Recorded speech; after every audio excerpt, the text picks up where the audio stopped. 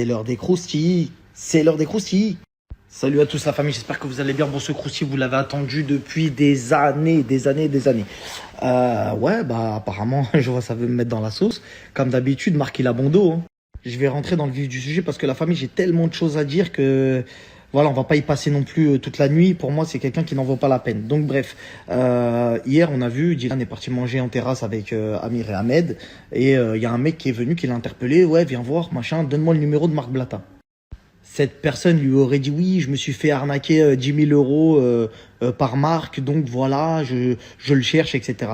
Ceux qui veulent me contacter, il y a le numéro de mon assistante qui est noir sur blanc sur mon Instagram depuis maintenant presque un an, et vous avez le canal Telegram avec qui on échange volontiers.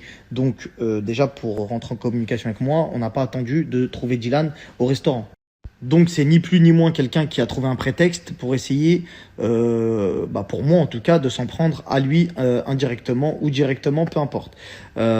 Suite à ça, vous avez une vidéo qui est sortie où Dylan prétend que c'est 100% de ma faute, que parce qu'il n'a pas voulu donner un numéro, que les gens ont voulu le faire. Le karma, en tout cas Dieu est grand. Juste ensuite, on a enfin la vérité qui arrive. Pas besoin pour moi de me défendre puisque la personne qui est venue chercher Dylan au restaurant prend la parole et se fait relayer par plein de blogueurs, etc. Et on apprend que monsieur aurait pris de l'argent à des gens pour puber et qu'il n'a pas pubé. Il n'en est pas à son coup d'essai puisque la personne qui le filme, qui vient pour le frapper, il aurait été victime d'un vol de 1000 euros. Il n'a pas fait la pub. Et il y a une autre capture écran qui est sortie où il aurait pris 4000 euros à quelqu'un pour ne pas puber également. Donc il prend l'argent, il vous demande les virements et à la finale, il pub pas. Et ça, à la limite, c'est pas mon problème. J'en ai strictement rien à faire. C'est pas mon dos, c'est plus mon pote, voilà. Mais faut que je vous explique en fait pourquoi. Parce que là, aujourd'hui, ça fait quand même 2 fois qu'il essaye de me mettre dans la sauce. La première fois, c'était avec Maës. Donc la première fois, il vient, il envoie une note vocale à Maës. Oui, j'ai montré la vidéo à Marc, etc., etc. Et c'est ce pourquoi je ne lui parle plus. Pourquoi ? Parce que j'ai pris la décision de ne plus lui parler, parce qu'il n'a pas voulu dire sur Internet qu'il ne m'avait jamais montré de vidéo concernant Aquabeb. Quand l'audio est sorti, monsieur était en humanitaire. Quand il est rentré, je lui ai dit, t'as vu, j'ai attendu que tu reviennes d'humanitaire, etc. Je t'ai pas dérangé dans tes activités. Maintenant, j'aimerais bien que tu rétablisses la vérité.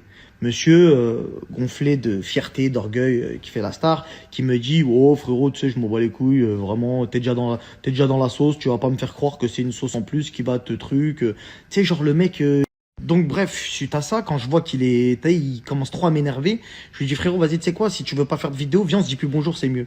Il me dit, oh, bah vas-y, ça m'arrange, de toute façon, il y a des trucs qui me dérangeaient. Ah bon, il y a des trucs qui te dérangeaient chez moi, c'est quoi? Parce que moi, je te vois arriver gros comme une maison, frérot. Faut absolument que je vous explique pourquoi ce mec-là, pour moi, t'as vu, laisse tomber. Tu vois ce que je veux dire, c'est que du mytho. En fait, à un moment donné, souvenez-vous, Dylan faisait du trading. Il faisait du trading avec des mecs d'ici qui sont venus le voir, etc. Et à ce moment-là, quand il lui propose le trading, il n'y a pas d'histoire de trading islamique, il n'y a rien, hein, frérot. C'est des bons Français, etc. qui lui disent, frérot, on fait du trading, on a des signaux, fais du trading. Il se lance dans le trading avec eux, il lui donne 15 000 euros d'avance. Quand il lui donne 15 000 euros d'avance, Dylan leur vend le package, j'ai un gros influenceur, je suis quelqu'un, t'inquiète pas, etc., etc. Pour ceux qui s'en souviennent, vous savez très bien que ce que je dis, c'est vrai. Il faisait du trading avec une équipe ici, etc. Et là, il en avait rien à foutre, hein. Il n'y avait pas d'islam, il n'y avait pas de je sais pas quoi, il n'y avait rien de rien. Bref, il fait son trading et les mecs s'aperçoivent qu'il n'a pas de force et qu'il ramène pas énormément de gens. Il en ramène, mais pas comme il le prétendait, tu vois pas. Donc du coup, il lui dit, vas-y, laisse tomber, on te paye plus. En plus, tu fais les pubs que quand tu veux, tu respectes pas. Bref, tu fais de la star. On te dit de puber, tu pubes pas. Vas-y, c'est bon, laisse tomber, on peut pas travailler avec un mec comme toi. Lui, il se fait douiller. Moi, je suis là, je suis poteau avec lui. Je lui dis, frérot, je comprends pas pourquoi tu le fais pas tout seul. Il me dit, s'il te plaît, ben vas-y, aide-moi. Donc, je l'aide à faire son propre canal de copy trading.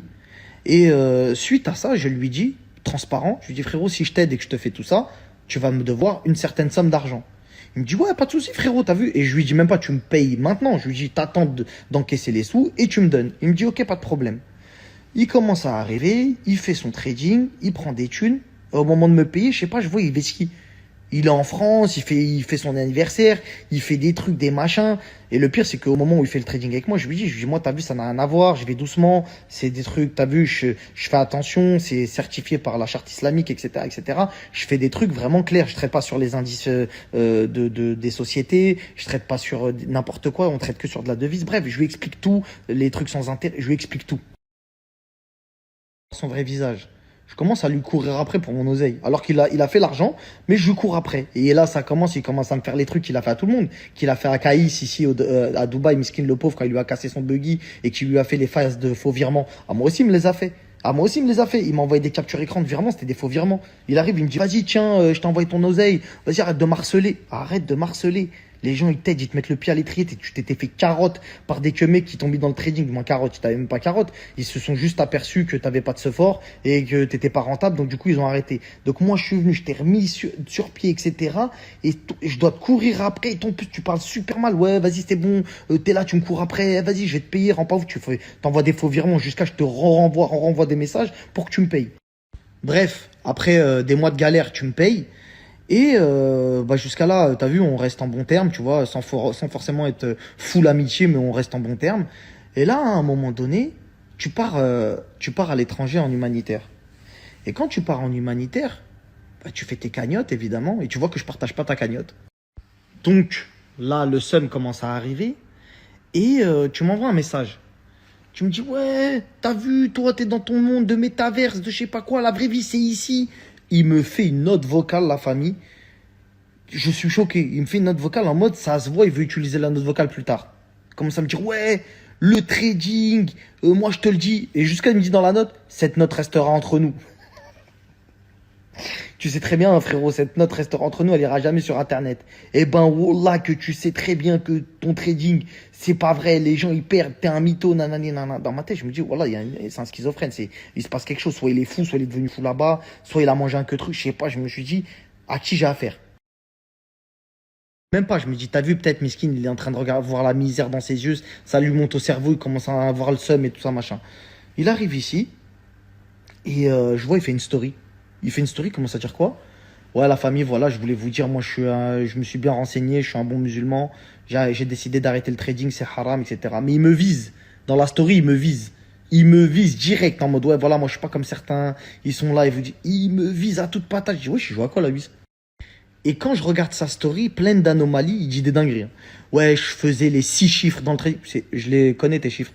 T'as fait du trading avec les autres, t'étais pas rentable. T'as fait du trading avec moi, je les connais tes chiffres. T'as jamais fait les 6 chiffres de toute ta vie. De toute ta vie entière dans le trading, t'as jamais fait 6 chiffres. Donc quand tu fais des stories aux gens, que tu leur mets en pleine tête et que tu leur dis, ouais, j'ai refusé les 6 chiffres dans le trading, vous savez pas les sommes de footballeurs, t'es un menteur 100%. Quand les autres, ils t'ont proposé 15 balles, ils t'ont même pas parlé de trading islamique ni quoi que ce soit, t'as foncé tête baissée, frérot. Donc viens pas nous faire croire, ouais, non, mais après, je me suis repenti. C'est faux, 100%. C'est juste que t'as fait des cagnottes. On connaît, on sait les gens vivent de quoi. On sait les gens vivent de quoi. Placement de produits, partenariat, etc. Tu vis de quoi, mon ami? T'es revenu de voyage humanitaire, tu m'as demandé directement si je vendais mon lambeau. Un lambeau, c'est 300 000 euros, frérot. Je te l'ai dit deux ou trois fois le prix. T'es parti faire de l'humanitaire, tu pouvais pas le payer le lambeau. Tu m'avais demandé une première fois. Frère, je t'ai dit, vas-y, envoie ton merco et rajoute au bout. Tu m'as dit, ah, attends, je sais pas, t'as vu, j'ai d'autres trucs à payer, machin, machin, machin. Viens pas nous faire croire que t'es un riche héritier de je sais pas quoi. Viens pas nous faire croire que t'as des sites internet. Viens, on connaît la vie des gens, frérot. On sait qui vit de qui est par terre et qui ne l'est pas. Les gens voient très bien, c'est rien de faire semblant. Même s'il y a eu des placements qui ont été fructueux pour toi, et tant mieux sur les AirPods, etc., etc., tu vis pas 1 milliard d'années sur le queutru. Tu vois ce que je veux dire? Donc maintenant, quand t'es revenu d'humanitaire, c'est quoi la première chose que tu m'as envoyé? Ouais, salam frérot, hey, tu le vends ton lambeau? Tu viens juste de revenir d'humanitaire, je comprends pas. Tu fais des leçons de morale à tout le monde en story. Ouais, je me rends compte que finalement, le plus important, tu viens d'arriver, frérot. Normalement, t'es encore sous l'émotion. Je sais pas si c'était vraiment sincère. Et surtout, d'où tu sors l'argent? D'où tu sors l'argent? Tu viens d'arriver d'humanitaire, soi-disant, t'as pas pris l'argent de la cagnotte. On est d'accord, t'as pas pris l'argent de la cagnotte. Donc d'où tu dis à quelqu'un, ouais, tu vends ton lambeau là, je suis chaud pour l'acheter, je le veux. Je comprends pas, moi. Tu reviens d'humanitaire, frérot, t'es censé pas avoir un sou, t'es censé te refaire, t'es censé. Bref, peu importe. On va balayer ça d'un revers de la main, c'est pas grave. Quand tu vas en humanitaire, frérot, je vais dire quelque chose aux gens pour qu'ils comprennent, parce que ta cagnotte pour nos enfants, t'as pas d'enfants. T'as vu, je te le dis, t'as pas d'enfants, donc tu peux pas savoir comment réfléchissent des parents et le cœur qu'ont les parents. Parce que quand tu snaps des trucs comme ça, là, vite fait, et vous comprendrez là, juste après, vous comprendrez pourquoi je dis ça. Pourquoi cette personne-là, pour moi, n'a jamais été sincère. Pour le petit passage sur l'humanitaire, vous allez comprendre pourquoi j'ai jamais partagé sa cagnotte, etc. Et que pour moi, Ça laisse des gros doutes sur où va l'argent. J'ai dit des gros doutes parce que bon, il y a beaucoup de gens qui ont fait ce combat-là contre lui, hein, que ce soit H, que ce soit Moundir, etc., etc. D'ailleurs, avec lequel je l'ai défendu et je suis parti m'excuser parce que maintenant je sais à peu près ce qui se passe, etc. Vu qu'on me propose d'acheter des lambeaux dès qu'on revient d'humanitaire, pour moi, voilà, tu vois ce que je veux dire. Et on connaît le prix des trucs, frérot. T'as vu, on a œuvré. Qu'Allah accepte nos œuvres, on l'a pas fait d'une manière ostentatoire, etc. parce qu'on a peur de notre au-delà. Et frérot, on connaît le prix des choses. Et quand tu sais que tu as 100 ou 150 000 balles dans une cagnotte et qu'il n'y a même pas 20 cas qui a été posé, il y a de quoi se poser des questions. Sauf que dans certains pays où ils donnent pas leur huc, malheureusement, hein, comme le Maroc, ils t'ont vite balayé. T'es arrivé, t'as fait la star, t'as fait le truc, ils ont vu que c'était un peu louche. Ils t'ont dit, vas-y, rentre chez toi, c'est bon, on a. Par contre, quand c'est Madagascar, malheureusement, ils ont tellement la dalle, ils sont tellement en haisse à Madagascar, encore plus qu'au Maroc, que justement, ils sont tellement en haisse qu'ils se sont dit dans leur tête, miskin, eh, vas-y, tant qu'il nous donne un truc, vas-y, laissez-le faire son délire, tant qu'il nous donne un truc. Tu vois ce que je veux dire ou pas?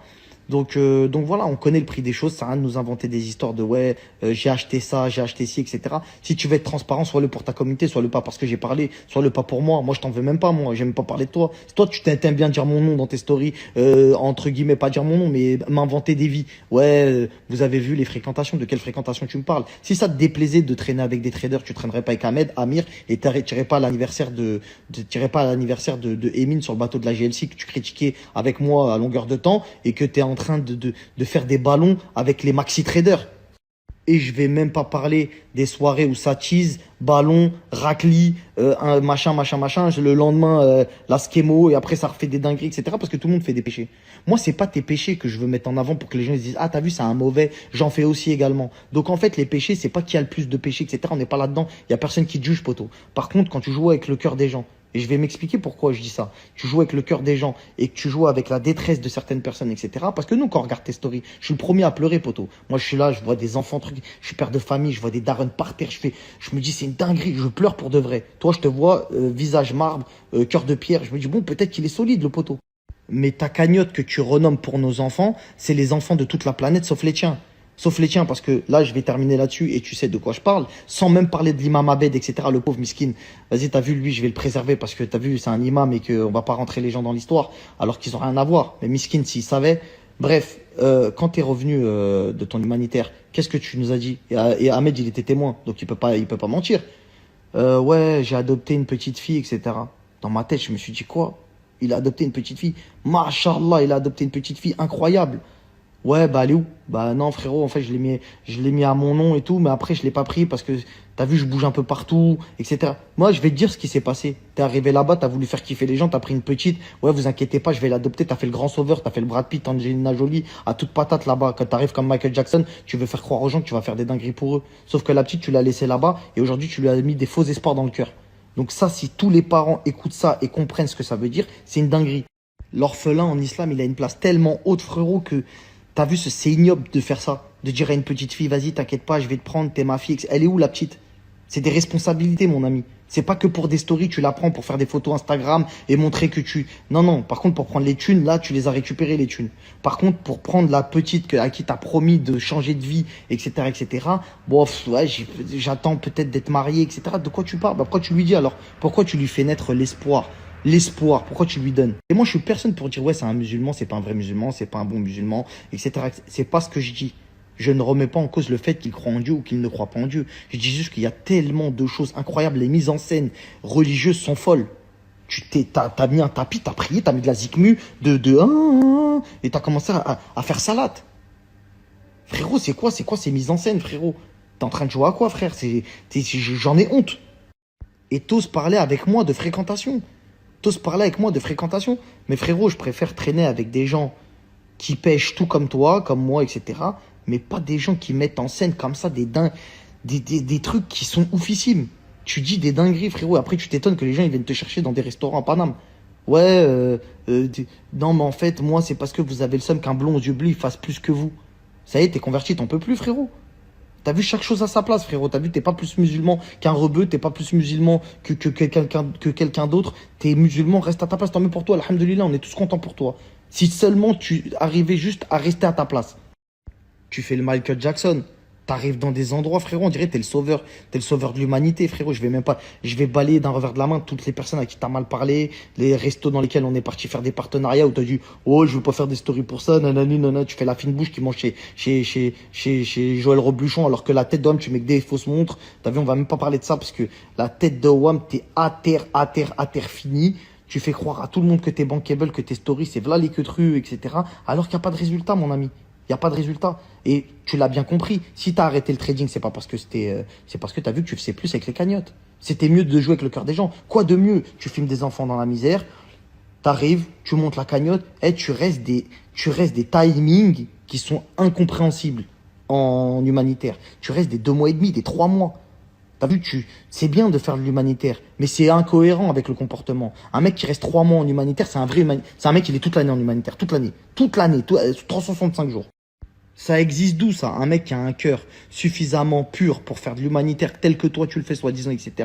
Et après il revient à Bailou, il dit ouais tu vends le Lambeau, il va en soirée, il fait des ballons, il est avec des raclis, ça tease, etc. Et juste après tu repars en humanitaire comme si tu étais un imam 7.0 et tu nous fais croire que truc. Bah, faut nous expliquer frérot d'où vient ton argent, comment tu... Faut arrêter de mentir à un moment donné, on n'est pas des gogoles. Donc quand tu arrives et tu fais des stories tout pleines d'assurance en disant je fais attention à mes fréquentations, bah effectivement fais attention à elles, préserve-les. Préserve-les parce que dans ta vidéo, même si Ahmed, malheureusement, Meskin, il est là en train de dire je fais de la boxe taille, c'est une arme blanche. Plus de mal à la communauté musulmane que de bien. Je te le dis, tu fais plus de mal que de bien. Et t'entraînes des petits refs aussi avec. Que ce soit Ahmed, Miskin, il comprend même pas il comprend pas qu'il fait du mal à son image en traînant avec toi. Je te le dis, au cas où t'es pas au courant. Maintenant, vas-y, tranquille, continuez, faites ce que vous voulez. Surtout toi, fais ce que tu veux. Et vas-y, j'ai pas ton temps. J'ai pas ton temps, frérot. Je suis marié, j'ai des enfants. Peu importe ce que tu vas dire sur moi, je suis équilibré, je suis stable. T'as un pet au casque, mon ami. T'as un pet au casque. T'es instable psychologiquement.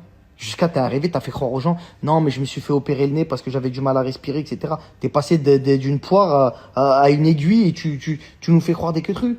Frérot, il y a des hommes qui ont fait des stories, frérot, pour dire qu'ils étaient avec toi, il s'est passé des queutrues chelous, ils étaient en train de nous faire des stories pour faire semblant que c'est des gens qui mentent. Vas-y, s'il te plaît, frérot, la tête d'homme, c'est des gens, ils ont trop un parcours de fou. Et frérot, c'est soit moi je suis fou, soit ils ont tous serré. Hein. Ils ont tous serré, frérot, ici. Je vous dis la vérité. Maintenant, pensez ce que vous voulez. Bref, moi, la story, elle a été suffisamment longue. Je vous ai expliqué suffisamment de choses. Venez plus me prendre la tête avec je sais pas quoi. Vous savez le comment du pourquoi. Et surtout, mon nom ne doit plus sortir de la bouche de certaines personnes pour essayer de se couvrir. Faites vos choses, faites vos trucs, faites vos machins. Et venez pas dire, ouais, c'est Marc Blatta, c'est je sais pas qui, c'est je sais pas qui. D'accord? Moi, c'est des gens que j'ai décidé de plus calculer. Ils font leur vie. Tant mieux pour eux. Vas-y, frère. C'est comme les combats de boxe. Un jour, ils nous fait une grande story, frère. Ouais, je vais arrêter les combats de boxe parce que dans l'islam, il est dit que les coups dans la tête. Juste après, un mec qui lui a proposé un billet pour un combat de boxe. La tête d'homme, il a fait une story, il a dit ouais, la famille, vous savez très bien, j'ai des gros projets en boxe là, c'est pour ça là, j'ai des gros projets. Qu'est-ce que tu racontes, frère? La dernière fois, tu as fait une story sur le CPF, sur les comptes formation CPF. Tu nous fais une story sur le CPF juste après. 2 jours après, tu nous fais une story pour dire ouais, au fait, je voulais vous dire, là, c'est pas les formations CPF de merde. Hein. T'es un schizo, frère. Mais bref, la psychiatrie n'est jamais finie. Ouais, ça, les fausses histoires de CP, compte, comment on appelle ça, de test Covid. Ouais, je peux pas aller à Miami parce que mon test Covid. Wallah, il a juré, hein, il a dit, Wallah, je peux pas aller parce que nanani, nanana. Eh frérot, arrête. Jusqu'à ça t'a démasqué, t'es arrivé, t'as dit, ben ouais, mais en fait, c'est un signe d'Allah, donc j'ai dit, c'est le test Covid. Mais quand tu te fais péter, c'est trop facile. C'est trop facile. Là, tu vas dire quoi, là? Ouais, non, mais en fait, Marc, c'est un mauvais. Si tu veux. Si tu veux. Mais bon, au bout d'un moment, va falloir te caser, grandir, t'as vu, mûrir, etc., etc. Parce que c'est pas parce qu'on donne l'heure à des petits jeunes comme toi qu'il faut croire que, t'as vu, t'es l'égal des gens. Tu vois ce que je veux dire?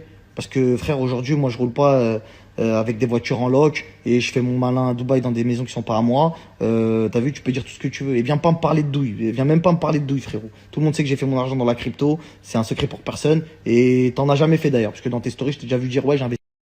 Paye tes additions de restaurant aussi, ce serait bien. Quand tu vas en soirée et que tu pillaves sur les bouteilles des autres, aux bagatelles, etc. Et que tu fais en sorte de pas te faire filmer parce que tu veux donner le bon exemple du bon musulman. Mais voilà. Vas-y, bref. Moi, je vais aller dormir.